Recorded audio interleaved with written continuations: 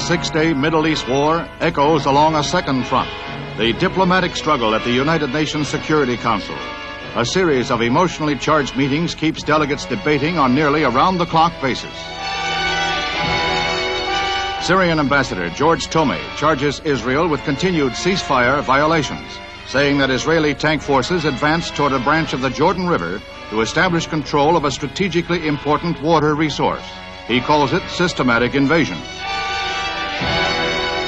Soviet delegate Nikolai Fedorenko heaps abuse and lashing invective on both Israel and the United States.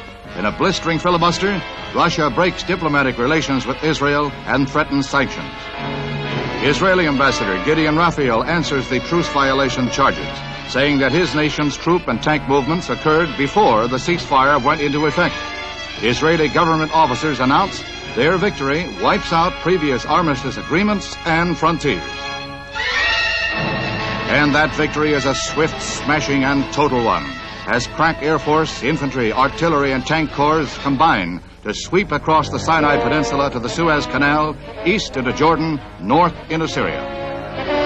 Thousands of prisoners are taken, while Jordan announces she lost 15,000 troops in the sudden and devastating campaign.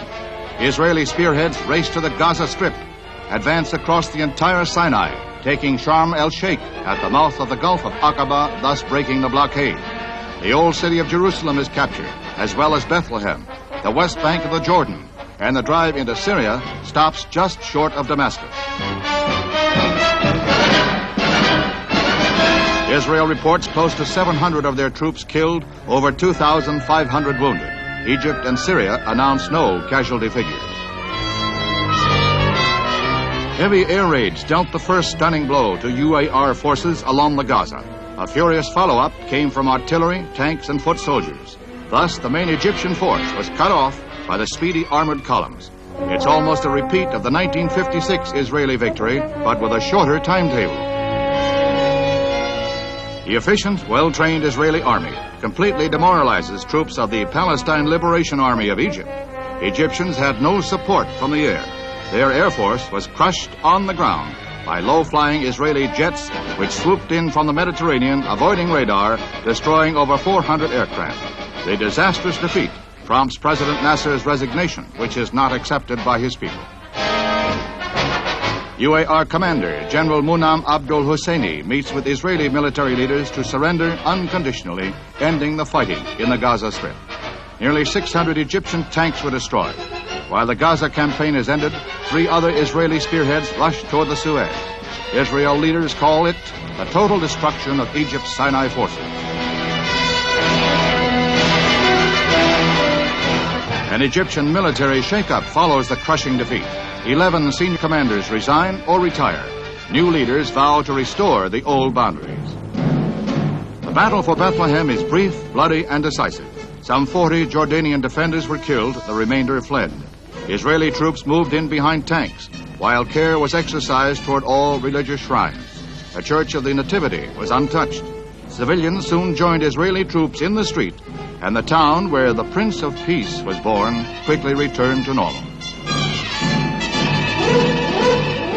Without doubt, the most personally moving moment for Israeli troops was the capture of the old city of Jerusalem, the location of an ancient Jewish holy place revered by the Israelis.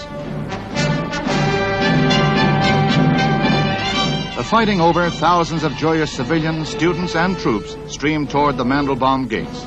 It's the first time in 19 years that Jews have been allowed to visit and pray at the site of the ancient Temple of Solomon. Jordan had kept the old city barricaded since the declaration of Israeli independence. It was here that Israeli troops acted more like tourists than fighting men, obviously in awe of their surroundings. The sacred Wailing Wall, where Israeli Defense Minister General Moshe Dayan prays, pledging never to give up the old city.